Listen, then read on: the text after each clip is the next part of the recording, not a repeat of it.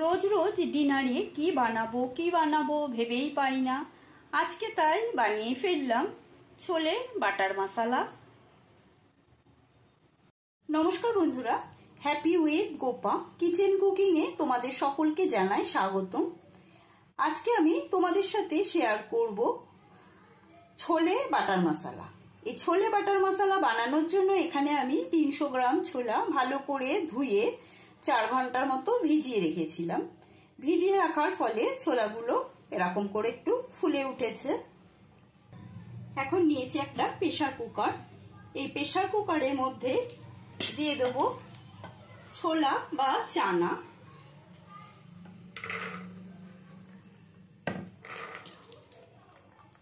জলটা এখন দিচ্ছি না, আমি জলটা ছেঁকে ছেঁকে এর মধ্যে দিয়ে দিচ্ছি। ছোলাটা পুরো দেওয়ার পর এবারে এর মধ্যে দিয়ে দিচ্ছি 1 চামচ সাদা তেল,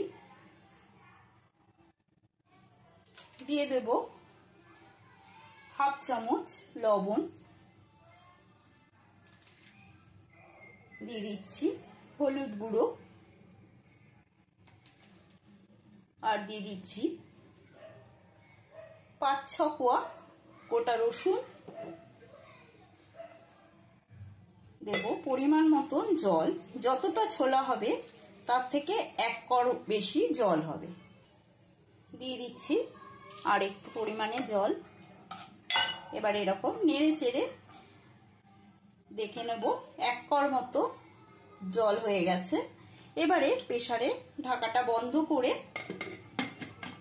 আমি এটা সেদ্ধ করে নেব। ছোলাটা সেদ্ধ হয়ে গেছে, নামিয়ে নিয়েছি। এখন কড়াইয়ের মধ্যে দিয়ে দিচ্ছি কিছুটা সাদা তেল, আর দিয়ে দেব বাটার। তোমরা চাইলে পুরোটা বাটারেও করতে পারো, আমি একটু সাদা তেল আর বাটার মিলিয়ে করছি। বাটার আর রিফাইন তেলটা গরম হয়ে গেছে। এবারে এর মধ্যে ফোড়নে দিচ্ছি একটা দারচিনি, আর দিচ্ছি সামান্য গোটা জিরে। ফোড়নটা নেড়ে চেড়ে নিয়ে সুন্দর গন্ধ বেরোলে এর মধ্যে দিয়ে দিতে হবে এখানে বড় সাইজের 2টো পেঁয়াজ একটা চপারের সাহায্যে কেটে নিয়ে কুচি করে নিয়েছি। পেঁয়াজটা ভেজে নেব। পেঁয়াজটা হালকা ব্রাউন করে ভেজে নিয়েছি, বেশি লাল করে ভাজার দরকার নেই।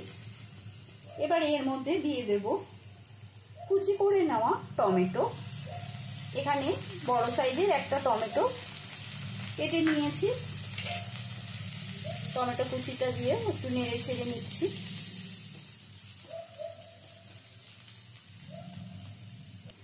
দিয়ে দিচ্ছি কাঁচা লঙ্কা কুচি। ঝালটা নিজেদের পরিমাণ বুঝে ব্যবহার করবে। এবারে দিয়ে দিচ্ছি আদা রসুন আর একটা মাঝারি সাইজের পেঁয়াজ একসাথে পেস্ট করে নিয়েছি। এখানে আদার পরিমাণ দিয়েছি 1 ইঞ্চি, আর রসুন দিয়েছি 7-8 কোয়া। এবারে এটা ভালো করে নেড়ে চেড়ে নেব। মশলা থেকে এবার সুন্দর একটা গন্ধ বেরোলে তারপরে দিয়ে দেব লবণ। আগে যেহেতু ছোলা সেদ্ধ করার সময় লবণ দিয়েছি, সেই জন্য লবণের পরিমাণটা বুঝে ব্যবহার করতে হবে। দিয়ে দিচ্ছি হলুদ গুঁড়ো, দিয়ে দেব হাফ চামচ ধনে গুঁড়ো আর হাফ চামচ জিরে গুঁড়ো।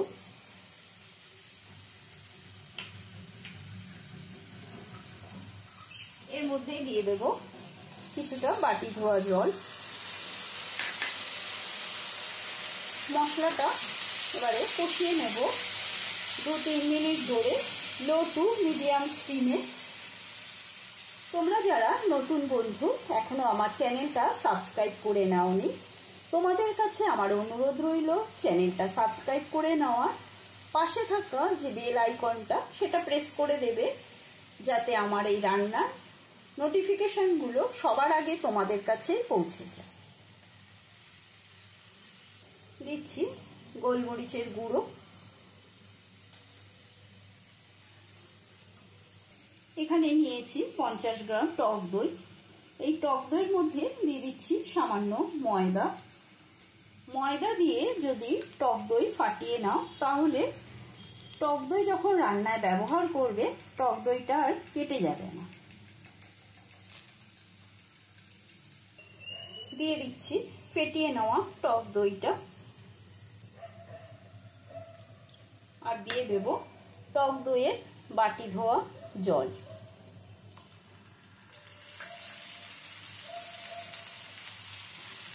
এবার মশলার সাথে টক দইটা মিশিয়ে নিয়ে দিয়ে দিচ্ছি হাফ চামচ চিনি। এটা অপশনাল, দিতে চাইলে দিতে পারো, না দিলেও তোমাদের চলবে। চিনিটা দিয়েও নেড়ে চেড়ে নিচ্ছি। ছোলাটা এখানে সেদ্ধ হয়ে গেছে, দেখো কি সুন্দর গলে গেছে।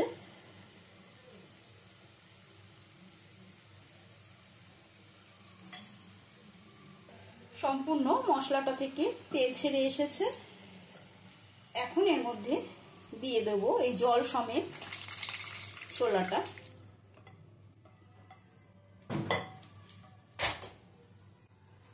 ভালো করে মিশিয়ে নেব। এখন গ্যাসের স্টিমটা একটু হাইতে রেখেছি।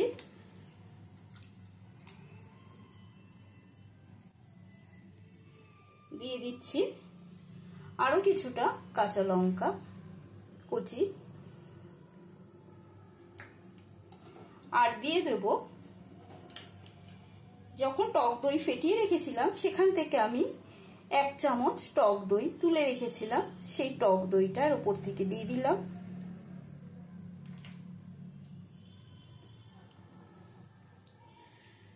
ভালো করে মিশিয়ে নিচ্ছি। রান্নাটা ফুটতে শুরু করলে এবারে এর কিছুটা ছোলা আমি এরকম একটা হাতার সাহায্যে ভেঙে ভেঙে দেব। তাতে কি হবে, গ্রেভিটা একটু ঘন হয়ে যাবে, খেতেও ভালো লাগবে। এটা রুটি, পরোটা, লাচ্ছা, নান সবকিছুর সাথে ভীষণ ভালো লাগে।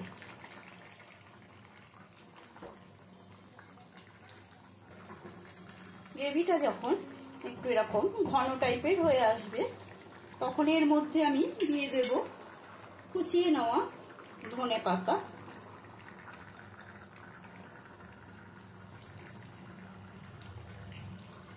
ধনে পাতাটা দিয়ে একটু নেড়ে চেড়ে নেব। গ্যাসটা এবারে বন্ধ করে দিলাম। এবারে ঢেলে নিচ্ছি একটা পাত্রের মধ্যে। রেসিপিটা তোমাদের কেমন লাগলো কমেন্ট করে অতি অবশ্যই জানাবে। ভালো লাগলে লাইক দেবে।